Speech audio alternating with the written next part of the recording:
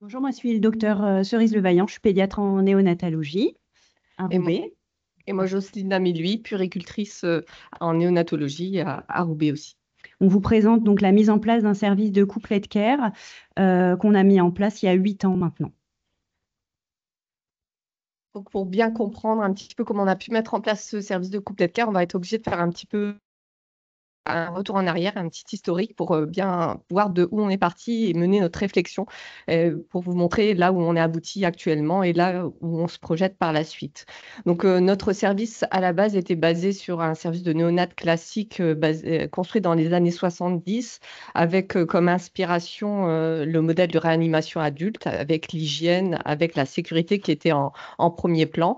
Donc, avec des chambres de néonatologie qui étaient très petites. On avait quatre chambres individuelles. Vous avez les photos là, des chambres individuelles avec, quand il y avait l'incubateur ou la table chauffante, vous voyez que là, il y avait la maman, il y avait à peine la place pour avoir les deux parents, plus le soignant. On tentait quand même de personnaliser un petit peu le service. Donc là, vous voyez que la maman a complètement aménagé la chambre. Sur l'autre photo, vous voyez qu'on pouvait quand même mettre un fauteuil pour que les parents puissent rester un maximum auprès de leur enfant, mais c'était assez restreint. On avait aussi des chambres doubles et des nurseries où on avait des bébés qui étaient pré-sortants, où on avait jusque trois enfants en même temps hospitalisés. Là, au niveau de l'intimité et de la présence des parents, c'était un peu plus compliqué. On avait aussi cinq chambres mère-enfant qui étaient dédiées plus à la préparation à la sortie, au retour à la maison. Voilà donc notre service à la base. On avait un projet de changement de structure. Là, moi, j'ai toujours connu ce changement de structure. Ça a pris des années de réflexion. Alors, au final, c'est pas plus mal ces années de réflexion parce que ça nous a permis d'évoluer un petit peu notre projet. Alors, quel était notre état d'esprit à l'époque quand on a réfléchi sur ce nouveau projet? Alors, on était inspiré par la philosophie IHAB. Depuis les années 2000, on réfléchissait déjà sur la place des parents, sur la proximité. Alors, la labellisation IHAB, on l'a obtenue en 2009. Pour rappel, un service ami des bébés mène une réflexion afin d'offrir aux parents un environnement confortable et soutenant qui leur permet de prendre totalement leur place de parents dès la naissance de leur enfant. C'était vraiment notre état d'esprit. On cherchait à ce que les parents soient le plus présents possible, qu'ils puissent prendre leur place. Et notamment, avec la recommandation numéro 7, favoriser la proximité de la mère et du bébé 24 heures sur 24, privilégier le contact peau à peau et le considérer comme un soin. Donc, on avait comme, on voulait absolument privilégier ce pot à pot, la présence des parents, et on se demandait comment faciliter la présence des parents. Le deuxième courant qui nous a énormément inspiré, et dès les années 2000, c'est le NIDCAP. Donc, on est d'abord passé par les soins de développement avec la formation Bullinger. Et dès 2012, on a eu des collègues qui ont été formés et certifiés NIDCAP. Actuellement, on a une puéricultrice qui est certifiée et un pédiatre certifié NIDCAP. Et on a aussi trois puéricultrices et un pédiatre qui sont formés FINE 2. Donc, le NIDCAP, c'est un programme néonatal individualisé d'évaluation et de soutien au développement. C'est des soins centrés sur la famille aussi, qui favorisent la présence des parents, le pot à pot et l'implication dans les soins et l'allaitement maternel. Donc, on retrouvait beaucoup de choses qu'on recherchait à mettre en place. Donc, quand on a beaucoup réfléchi sur ce changement de structure, il y a eu énormément de réunions avec les cadres, avec la direction, avec les puéricultrices, les sages-femmes, les anesthésistes. En fait, tout le monde était concerné pour pouvoir coller aux pratiques et à d'autres projets de soins. Donc, on a enfin emménagé dans notre nouveau service et on souhaitait favoriser le zéro séparation. Donc, notre service, actuellement, c'est un service de néonatologie de niveau 2B. On accueille des nouveau-nés à partir de 29 semaines, 1000 grammes. On a actuellement 24 lits, dont 10 lits de soins intensifs et 4 dans l'unité Koala. On fait environ 500 entrées par an. Donc là, actuellement, on n'a que des chambres où on peut accueillir les mamans en même temps que leurs enfants. On a aussi des chambres doubles qui nous permettent d'accueillir des jumeaux. Alors, pourquoi on a voulu faire le couplet de care? Donc, on va repartir un petit peu sur qu'est-ce que c'est vraiment le couplet de care. C'est vraiment la prise en charge concomitante du nouveau-né prématuré ou malade avec sa mère dans la même unité de temps et de lieu. C'est-à-dire qu'il n'y a aucune séparation. La maman n'est pas hospitalisée en maternité et rejoint après son bébé. C'est vraiment, ils sont au bloc et ils sont ensemble après en néonat. Donc, dès la naissance, admission du couple mère-enfant en néonatologie et non séparation jusqu'à la sortie d'hospitalisation du bébé. Donc, l'inspiration, bien sûr, des pays nordiques. Alors, pourquoi on a voulu faire du couplet care? Pour tous les bénéfices qui ont été clairement démontrés. Toujours la préoccupation du pot à peau, ça favorise le pot à peau précoce. Il y a une meilleure régulation, une co-régulation parent-enfant. Ça va diminuer l'anxiété des mères et ça renforce leur sentiment de compétence en tant que parents. Ça augmente les taux d'allaitement maternel 3 mois après la sortie, avec un environnement sonore qui va être plus calme, une amélioration du sommeil, une diminution de la durée du séjour du bébé, une amélioration du pronostic respiratoire et une amélioration des interactions mère-enfant, avec une diminution des troubles du comportement chez les enfants à plus long terme. Alors après le déménagement, on a voulu comparer la présence des mères la nuit. Donc entre 2016, avant le changement de structure, on avait à peu près 35% des mères qui restaient la nuit. Et dès le troisième quadrimestre 2017, on est passé à 59,5%. Donc le changement de structure nous a vraiment aidé à la présence des mamans. On a refait cette étude sur la présence maternelle 5 ans après, fin 2022, et on a vu qu'on a encore progressé à 68%. En fait, on a une équipe avec une pratique réflexive globale. C'est vraiment une équipe qui est multidisciplinaire, hein, à la fois les médecins, les gynécos, les obstétriciens, les anesthésistes, les pédiatres, et puis les puéricultrices, les cadres, et aussi tout le petit monde qui gravite autour, hein, les psychologues, les assistantes sociales. Le couplet care, en fait, ça nous pousse à nous former au soutien à la parentalité. On a 2 pédiatres qui passent le DU de soutien à la parentalité. Ça nous pousse à nous former à la théorie de l'attachement et puis bientôt à la gestion du stress post-traumatique. Donc, sur les diapositives suivantes, je vais vous parler à partir de photographies qu'on a prises au jour le jour pour vous donner une petite idée de notre pratique. Donc, en fait, le couplet care, ça nous a aidé à nous améliorer dans le zéro séparation parce que c'était une demande des parents et puis parce que les études montrent que c'est possible et surtout que c'est bénéfique pour les enfants et leurs familles. Donc, bien sûr, les études suédoises surtout. Donc, sur la photo de gauche, vous voyez une petite qui est née à 30 semaines, qui est en peau à peau sur sa maman, qui a accouché par voie basse, donc dans la salle de naissance. En fait, pour progresser, on a travaillé avec l'ingénieur biomédical du pôle qui a déplacé la CPAP qui était sur l'incubateur de transport. Il l'a mis sur un pied d'endoscopie, en fait. On a mis les bouteilles d'air et d'oxygène sur le même pied, la CPAP, le scope, l'embu. Vous voyez sur la photo de droite, du coup, un papa qui est en peau à peau avec son bébé sous CPAP. Et en fait, on est là dans la petite salle à côté de la salle de césarienne. La maman est en train d'avoir sa césarienne. Ensuite, sur la photo de gauche, là, on a toujours notre colonne qui nous a permis de suivre et de mettre en peau à peau le bébé sur sa maman qui sort de la salle de césarienne. Là, on est dans la salle de réveil post-césarienne. On a la puéricultrice qui aide la pédiatre. Ensuite, sur la photo du milieu, on a la maman sur le brancard qui remonte dans le service de néonatologie, 2 étages au-dessus. Donc là, on est dans l'ascenseur avec toujours cette colonne et la pédiatre à côté. Et sur la photo de droite, là, c'est une mise en situation quand la maman doit aller en réanimation ou doit être surveillée un petit peu plus longtemps en salle de réveil. Du coup, on met le bébé en peau à peau sur le papa, sur le fauteuil de transport d'SOS Préma. À l'arrivée dans le service en néonatologie, donc ici sur la photo de gauche, on voit la maman dans son lit médicalisé dans la chambre de néonatologie avec son bébé en peau à peau et la sage-femme qui vient prendre soin d'elle, faire les premiers soins du postpartum. On a la chance que le service de suite de naissance, en fait, il a été pensé pour être au même étage que la néonatologie. Donc la sage-femme a juste à traverser le couloir pour venir s'occuper de la maman, comme une autre maman qui vient de remonter du bloc. Si besoin, l'anesthésiste ou l'obstétricien viennent dans le service. au quotidien dans le service. Donc, sur la photo de gauche, vous voyez un bébé prématuré sous au petit flot, en peau à peau sur sa maman dans un bandeau de peau à peau. Elle est en train d'effectuer une tulipe d'alimentation sous le regard bienveillant de la puéricultrice détachée NIDCAP qui fait une observation. Et sur la photo de droite, on a une maman dans une chambre double, donc elle est au milieu de ses petits prémas qui sont sur des tables chauffantes. Elle est dans son lit médicalisé et on a le lit qui est déplié, le lit du coparent dans le fond de la chambre. On a également investi il y a 2 ans dans un lit double médicalisé qu'on a pu positionner dans une des chambres koala de la maternité puisque ce sont des grandes chambres. Et les parents sont vraiment très contents de ce lit.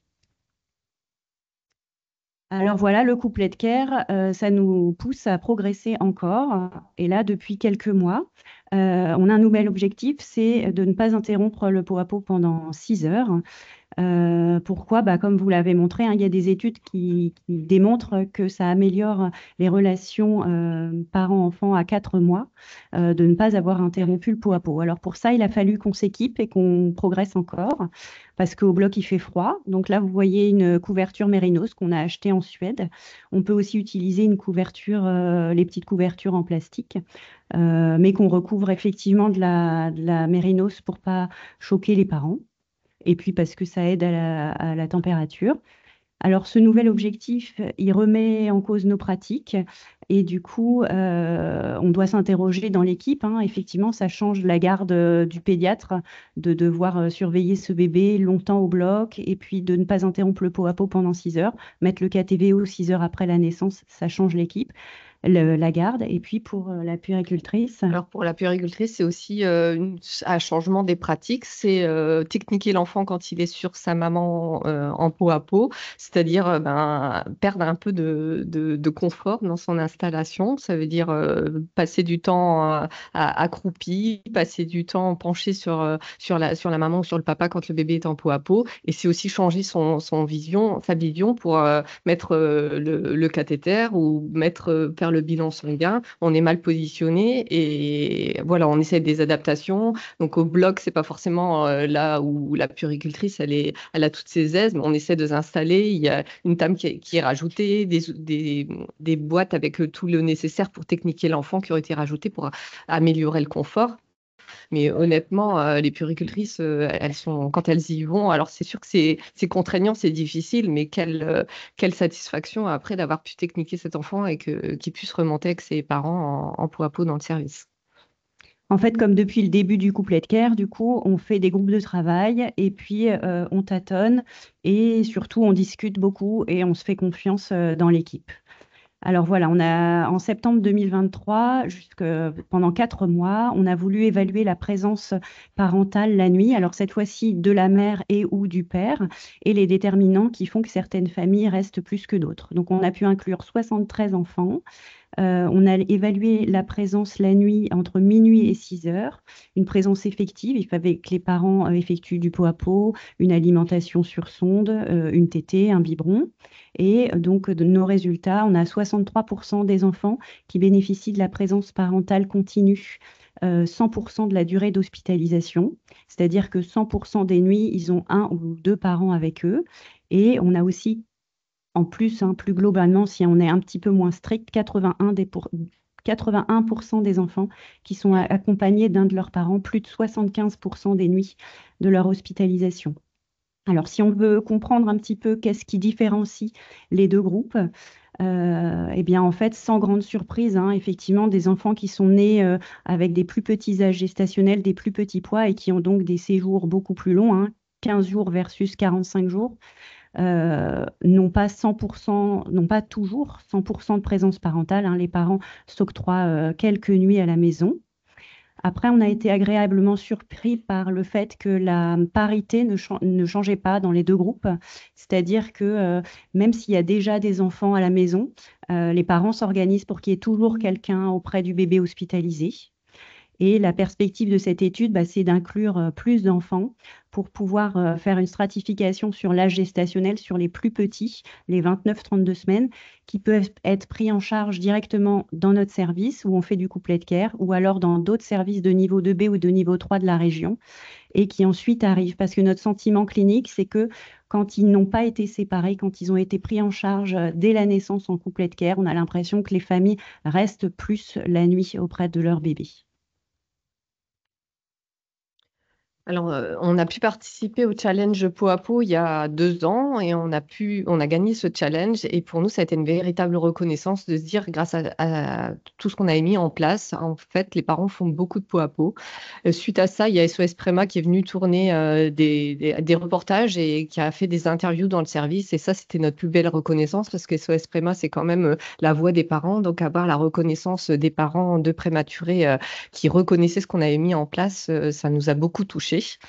Et pour finir, je vous fais part on a interviewé des mamans en leur expliquant ce qu'on avait mis en place dans le service, c'est-à-dire que c'était pas banal par rapport à d'autres services de néonatologie. On leur a demandé un petit peu qu'est-ce qu'elles ressentaient et ce qu'elles pouvaient nous dire.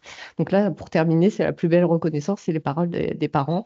Donc le fait d'être en continu avec mes bébés m'a permis de déculpabiliser par rapport à la prématurité. J'avais le sentiment d'être comme les autres mamans.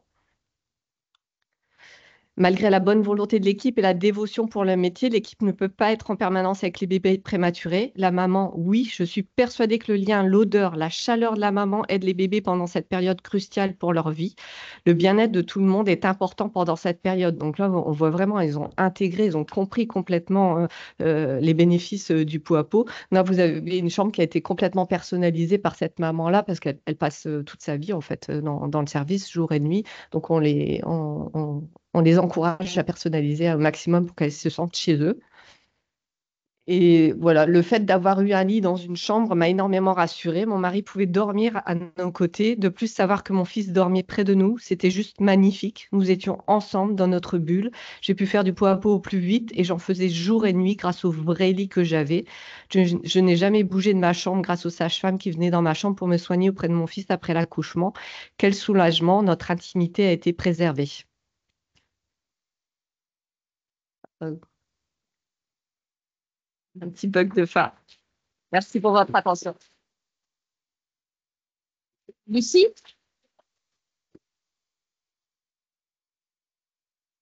Bon, voilà deux expériences, deux fonctionnements complémentaires. En tout cas, sur la question de l'organisation des soins, on voit que la faisabilité est là. Donc, ça nécessite de structurer les choses, mais c'est faisable. Est-ce que vous avez des questions dans la salle?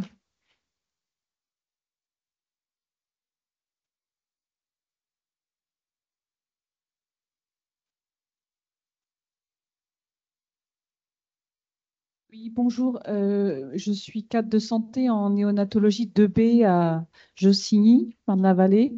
J'ai une question concernant la première présentation.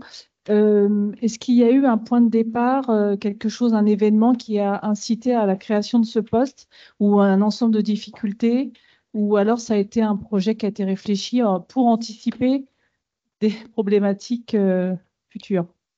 C'était un ensemble de difficultés. Je pense que vraiment, il y a eu beaucoup de plaintes de la part des familles sur ces bébés qui restaient seuls, sans surveillance, enfin sans surveillance, si, une surveillance, mais sur des journées où il y a beaucoup de naissances, ils pouvaient rester vraiment seuls dans cette salle d'accueil des nouveau-nés pendant longtemps. Et c'était une grosse crainte des parents. Donc je pense que voilà, les plaintes répétées de ses parents ont joué. Et puis après, je pense qu'il y a eu tout le côté diminution des hospitalisations pour les détresses respiratoires transitoires qui a beaucoup joué dans la réflexion. Après, moi, j'étais pas dans les réflexions parce que c'était vraiment des réflexions de direction avant ce poste. Voilà, ils ont discuté vraiment en interne et quand ils nous ont proposé le poste, voilà, ils nous ont dit nous c'est ce qu'on veut aujourd'hui. On veut que les enfants soient surveillés en continu et qu'on essaye de diminuer les hospitalisations. Et après, on avait un peu carte blanche pour le reste, quoi. Donc, c'était vraiment tout l'intérêt de ce poste. Voilà. Mais Merci. J'ai une deuxième question. Et après, j'arrête. Pour les deux groupes, vous n'avez pas de difficulté, il n'y a pas de difficulté de recrutement de sages-femmes de votre côté, parce que nous, on a une grosse problématique sur les maternités en Seine-et-Marne. Et en fait, il y a un manque cruel de sages-femmes actuellement. Et je ne sais pas, en réfléchissant là, comment on pourrait faire un projet de ce type-là avec le manque vraiment cruel de personnel en maternité. pour notre part, on a eu un creux, mais là, on a eu un bon recrutement ces derniers temps. Pour le coup, là, c'est complètement dissocié parce que moi, je dépends vraiment de la réanimation néonatale. Notre poste, ça dépend vraiment de la réa néonate, pas du tout de la maternité. Donc, ça joue pas du tout sur notre. Nous, on a eu un petit creux de sage-femme après le Covid, je dirais, si je me souviens bien. Et puis, depuis, ça va bien. Mais je pense qu'on est attractif, du coup. Alors, il faudra nous donner la recette, hein, parce que Alors, je prends le mauvais rôle, mais alors, s'il vous plaît, question courte, réponse courte. Merci pour vos présentations. Moi, je voulais juste savoir justement sur le lien avec les sages-femmes dans vos deux services. Est-ce que justement c'est facile de travailler ensemble et où il n'y a pas l'impression d'avoir une compétition sur la mise en peau à peau, l'allaitement en salle de naissance Non. Non plus. Beaucoup de craintes au départ, mais après, quand on est dedans, pas du tout. Allez, Une dernière? une dernière dans la salle. C'est plus au niveau de l'organisation des soins, quand on doit faire des soins auprès de la maman avec la sage-femme et nous, des soins auprès du bébé. Est-ce qu'il n'y a pas une difficulté de s'organiser quand ils sont tous dans la même chambre?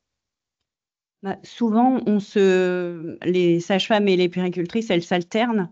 Non, ça se déroule plutôt bien. Et même justement, quand la puéricultrice fait un soin et qu'elle sent que la maman est douloureuse, elle appelle la sage-femme qui va venir tout de suite auprès de la maman. En fait, on va prioriser le soin, on voit ce qui est prioritaire et on se laisse la place d'une autre en fonction du couple mère-bébé. Et alors, on a une dernière question pratique en ligne sur la couverture en laine mérinos. Pratico-pratique, vous faites comment pour les laver, tout ça? Voilà, c'est toujours l'éternel problème, hein, la lingerie. On est dans l'organisation des soins, donc voilà. Pour la couverture mérinos, on la lave dans notre machine. On a une machine à laver dans le service, donc on la lave dans le circuit des bandeaux de peau à peau aussi. Ensuite, on a parlé de la mise en place d'un service couplet care. Donc, on a parlé de cet hôpital qui a été conçu dans les 70s, avec une priorité à la sécurité et des toutes petites chambres, mini-chambres, dans lesquelles les parents avaient quand même une petite place. Ils pouvaient s'installer sur le strapontin, par exemple. Donc, il fallait faire évoluer tout ça avec la philosophie IHAB, donner de la place aux parents et privilégier le pot à pot. Donc, il y a eu un déménagement, ce qui a fait qu'il y a eu beaucoup plus de présence des mamans la nuit. On est passé de 37 à 68,4%. Et donc là, il faut dire que le Complete Care, c'est quand même plus simple pour trouver des partenaires pour une belote. En tapant les cartes, on fait chauffer la table pour les bébés. Ensuite, on a vu ces bébés qui restaient moins longtemps dans les services, avec quand même plus de chances d'avoir 100% de présence parentale et un rôle partagé par les papas et les mamans. Et là, on a un papa qui sort de la cale du bébé. Je te relais à la barre, chérie. Un peu endormi. Ensuite, cette question, comment on lave le mérinos? Voilà, c'est tout.